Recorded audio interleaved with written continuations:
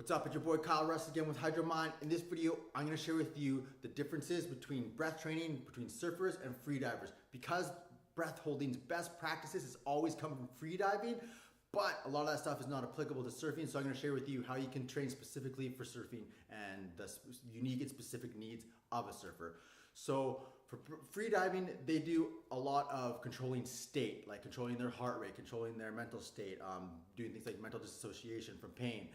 And they do a lot of training on land, a lot of training in water, but their game time, their time to perform and trying to hold their breath as long as humanly possible is done in a relaxed state. So they get to these states where they're super in control of their environment and their bodies and all this thing.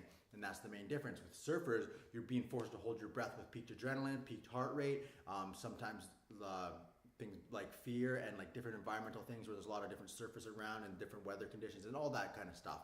So a lot of that stuff, like, so if you do practice all the freedivers best practices, like extending your maximum breath hold time, it's going to change if you aren't practicing real surfing situations where you have different kinds of stress. So that the biggest impact for my breath holding and my confidence in the water has been with adding different kind of stressors to your breath holding. So practicing holding your breath under stress. And there's two different kinds, physical and mental.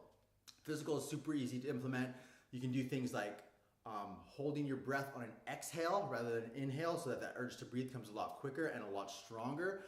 But also you can hold your breath while you're working out, and that's a super powerful one. So you can start by holding your breath while you're walking, holding your breath while you're jogging, holding your breath while you're exercising, lifting weights, that kind of thing. But also you can hold your breath after you work out. That's something I live a lot. I'll work out as hard as I can, do like a row of sets to where I'm completely exhausted, and then I'll hold my breath in a flex position, like in a plank position, for as long as I can. So you have that cardio stress and you have that stress on your muscles, and you're stressed with your muscle fatigue. So that's a super intense thing to do, and it's really increased my ability to hold my breath, as well as there's mental stressors. Now, something that's really hard to implement is genuine fear that you would experience in the water, because if you are holding your breath at home, you know that you're safe. You can always just start breathing whenever you want.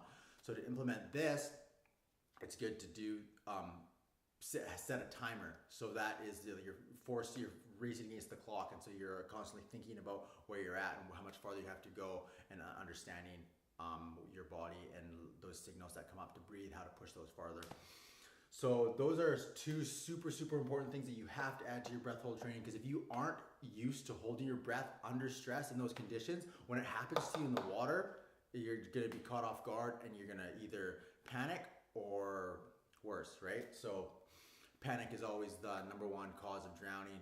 There's a lot of things associated with breath holding, and a lot of people, if they don't practice their breath holding, there's a lot of different physiological things that happen to your body that signal you to breathe. And if those, like diaphragmatic convulsions, where you start going like that and close to the end of your breath hold, and if you've never felt that and you feel that for the first time in the water, it's gonna strike panic into you a lot. And something that most people know, once those contractions happen, you actually have quite a bit of time left to hold your breath if you practice properly. So for me, I used to always practice dry breath holds at home with a rested heart rate and all that thing, trying to see how long I could extend my breath holding time. And the best I had ever done was 4 minutes.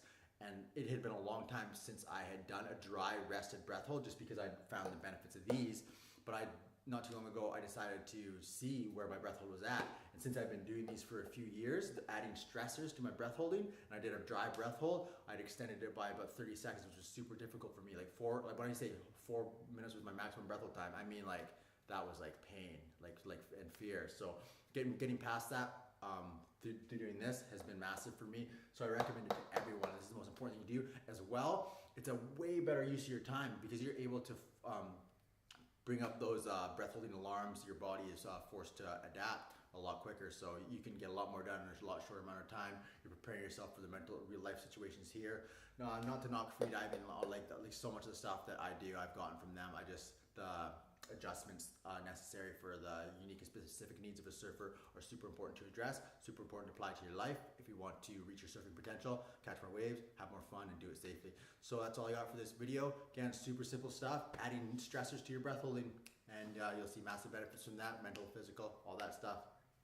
Catch you next time. Again, I'm Kyle Russ with Hydro Mind.